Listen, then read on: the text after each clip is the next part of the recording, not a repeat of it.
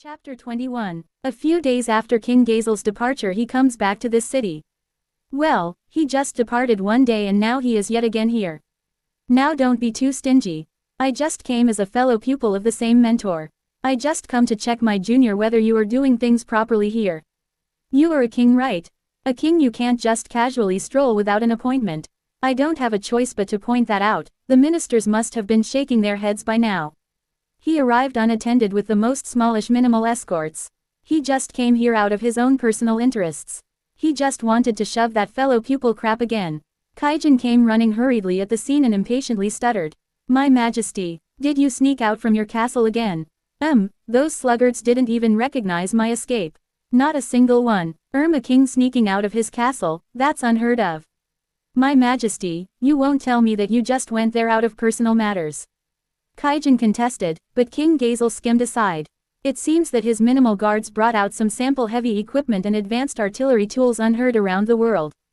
With this one, we can analyze them in Vesta's lab and replicate and even synthesize them.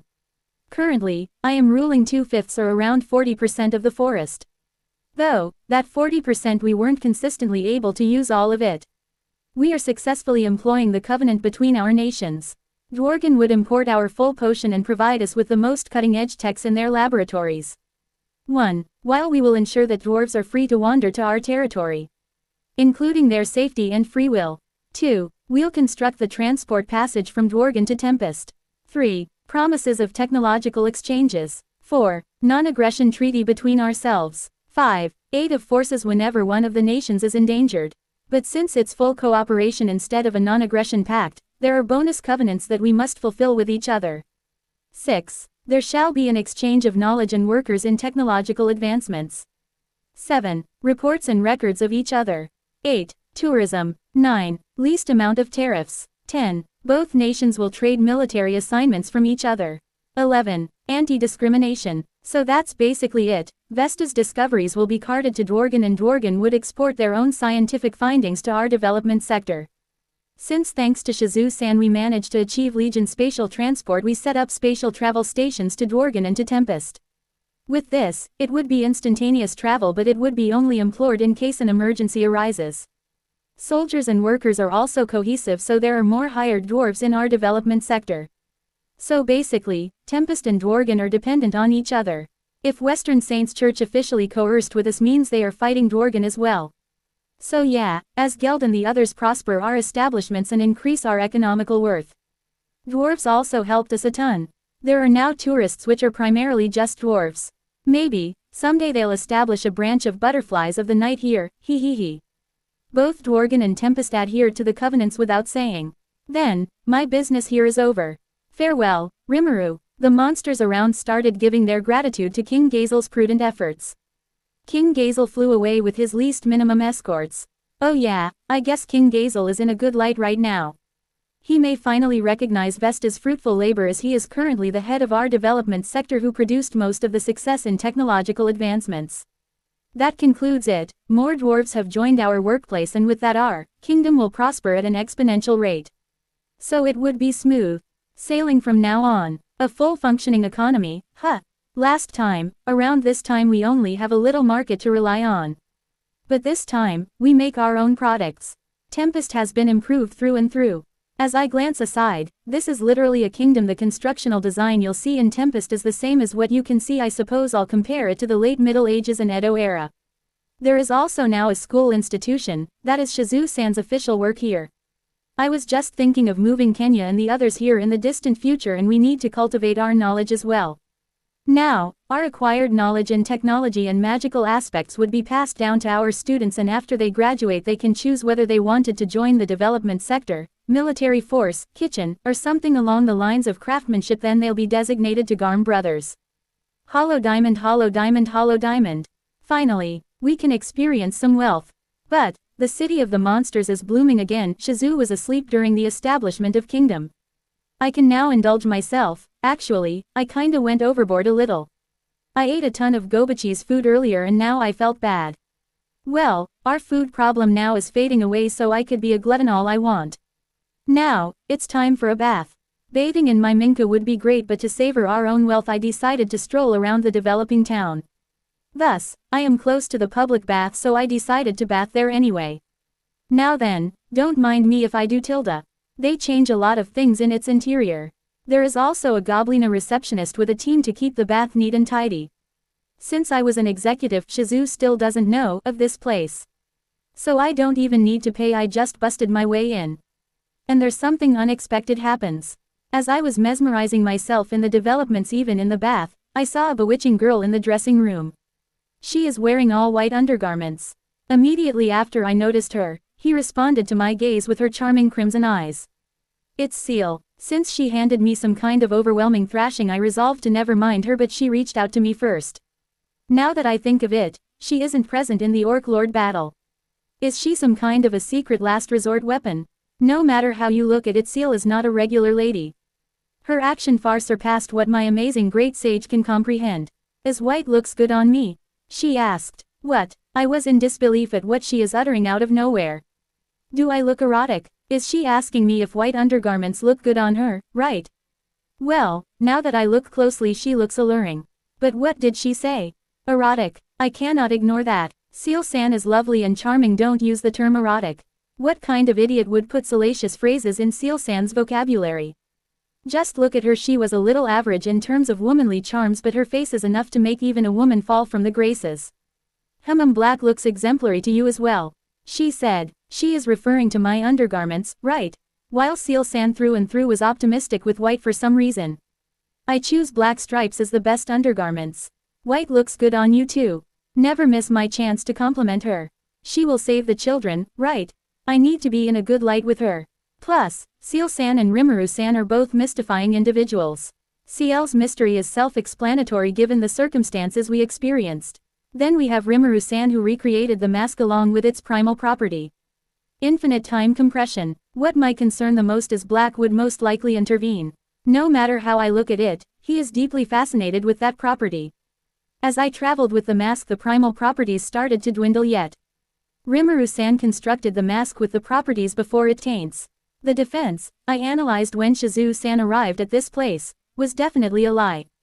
When I met Rimuru-san, the primal properties of the masks are already gone. The only explanation is, Rimuru-san is the real creator of the mask, or he possessed the same wisdom as the hero. Are we truly ready to face him? Or is he even gonna position himself as an enemy? Black's free-spiritedness is a thorn to rationale, his fickle decisions, and oblique goals are difficult to recreate, therefore it is impossible to interpret. If I were to fight him again, I don't know.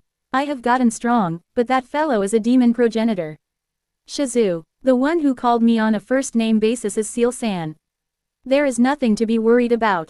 Master is exceptional. You are fretting meaningless things. Let's go take a bath together. Her words still contain little feeling to me. But I felt she was genuinely settling me. So I just smiled and followed Seal to the bath. Hollow diamond, hollow diamond, hollow diamond. The next day, I sensed a familiar demon lord closely approaching like a nuclear bomb from the sky. What is surprising, despite her above-charts power, her landing only blew a small ripple. Thankfully, this visitor is considerate enough to land outside of our city. Therefore, there are no unnecessary damages. She wears a wimpy outfit, skimpy underwear, which is kinda revealing. But it's alright, despite that there is nothing to reveal to her, really. Tied twin tails to her glossy pink hair. Her eyes that are comparable to a dragon's. Hello, hello, greetings, I am the one and only Dragonoid and Destroyer. The Demon Lord Milam Nava. You look like the strongest hombre in town, so I come and say hi. This time, I must be at all guard. I knew already what this, and I won't get mistaken a second time. Sheehan and the others have sensed her from afar, but I issued that I would take care of this visitor personally. So I should reply to her as, hello, you must have been really great to recognize a mere slime like me as the strongest in town. Slime, aren't you a Dragonoid like me? My face went grimace, contorted on her answer. I am in a way, a Dragonoid, but how the heck did Milam recognize it? Is it Dragon Eye? Or if it's just connected to true dragons, then Milam could sense it vaguely. Now that I think of it, I did recognize Milam coming 100 kilometers far away. Can we just say I am a Dragonoid slime? As expected of you, there are things I just cannot hide from you, right? Not that I am one, but let's just blurt that out to Milam. That's because I am too amazing to keep secrets on. My dragon eye can perceive an individual's magic essence count like it is in plain sight. Therefore, it's no use in hiding how great you are in the greater me. She said that while flopping her non-existent chest. As I expected, Milam is the only one who can perceive my power at a glance. But I'll doubt she'll blow my cover. So Milam-san, how strong do you perceive I am really? She is poking my slime body. Is this considered to be an analysis of hers? Then her serious face surfaced on my front. Strong, so strong, a catastrophe threat, right, but what brings you here? Or are you saying you just came here to blow my cover, aren't you? Huh, why would I do something so boring?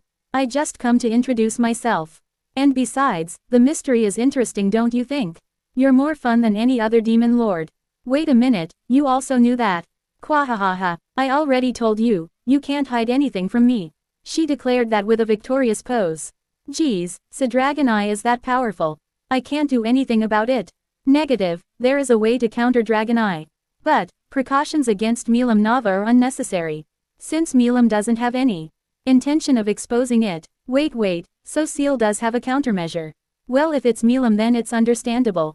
Then, I'll be going on my way now. Be careful on going back as well. I just sent her off. Well, that's because we are done saying our greetings here. Wait, you are leaving me. As I turned around she violently wailed. This pampered child, I can already see veins popping through my slime temple. Well, we are already done saying our greetings, right? You won't take me in. Why would I do something troublesome? Is there any reason why you wanted to come to our bungalow? Well, besides you, there is also this human who beat Gelmid to a pulp. So she took an interest in Shizu-san as well. She may be a hero, you know, the special individuals, hero, with a capital H. This is troubling. It is fine if Milam wanted to just fight Shizu-san, but what if Milam wanted to eradicate her? It would be very nice for Milam to be very accommodating with everyone. But, demon lords and heroes are arch rivals. I must stop this at all costs.